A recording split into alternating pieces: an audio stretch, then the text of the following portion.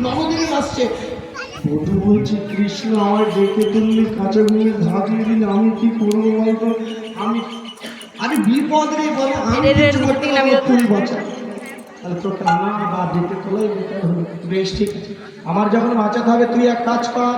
আষাঢ়ের মাঝে মাঝে পুঁথিটা এনেছিলাম, ওই পুঁথিটা নিয়ে তুই তো ব্রাহ্মণের ছেলে, গরু চড়ালেও ভালো, তুই ব্রাহ্মণের ছেলে, ভালো মন্ত্রপুত করতে পারিস, মন্ত্র বলতে পারিস, তুই জোরে জোরে মন্ত্র বলবি। আর আমি কানু, আমি ভানু হয়ে ঘটের ভিতর যাই, যে সতীরা ফুল এনেছে ফুলটা ঘটের ভিতরে চাপা দিয়ে দিবি, তাহলে আর কিছু বুঝতে পারবে না। যেই চাপা দিয়ে দিবি সবাই অনুধ্বনি জয়ধ্বনি করবে, আর তুই ওই বইটা দেখে জোরে জোরে মন্ত্র পড়বি।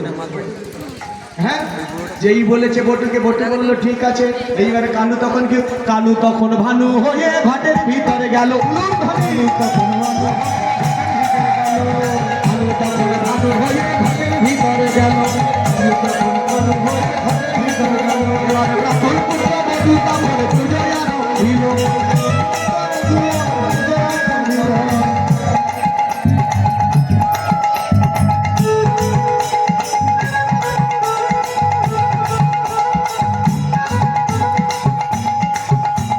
কালু তখন ভানু হয়ে ঘটের ভিতরে গেল, তখন ভানু হয়ে ঘটের ভিতরে গেল। ব্রাহ্মণ পুত্র বধূ এবারে পূজয়া দিল,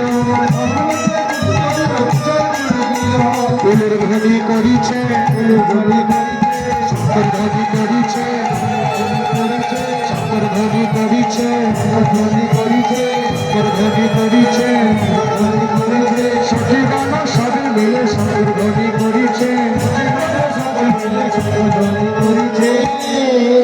এরা যত ভক্তমন্ডলী মায়েরা আছেন সবার পা দুটো জড়িয়ে ধরে বলবো, মাথায় একটু ঘুমটা একটু ভালো করে দিয়ে দিন সবাই, আর একটু ভালো করে বসুন সবাই মিলে। গৌর ভক্ত মিলিলা সদস্যী। এইবার দেখুন ভক্তমন্ডলী,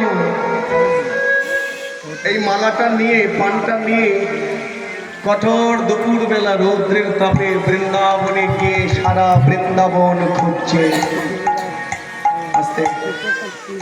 কৃষ্ণ কৃষ্ণ বলছে, কৃষ্ণ কৃষ্ণ বললেই কি কৃষ্ণ সারা দেবে গো? রাধারানী বহির জগতে বলেছেন, সেটা আমাদের ভাবতে হবে অন্তর জগতে। সময় বুঝে যেতে হবে, সময় থাকতে থাকতে যদি যেতে পারো গোবিন্দ মিলতে পারে।